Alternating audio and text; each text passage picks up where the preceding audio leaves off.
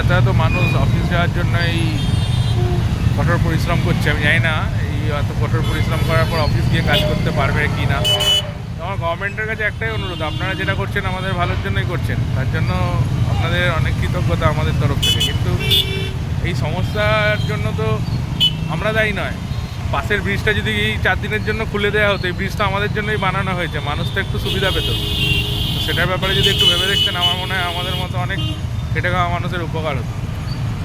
যাই হোক, যদি আমার কোনো প্রতিবাদ খারাপ লেগে থাকে তার জন্য ক্ষমা করবেন। আমি জাস্ট একটা আপনাদের চোখ মানে খুলে দেওয়ার জন্য এই কথাটা বললাম, কারণ সাধারণ মানুষ প্রচুর অসুবিধার মধ্যে দিয়ে এই কদিন যাতায়াত।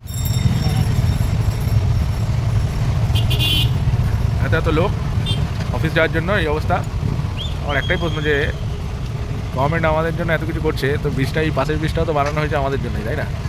তো সেটা যদি এই কদিনের জন্য একটু খুলে দেওয়া হতো, কী কার কত অসুবিধা হতো।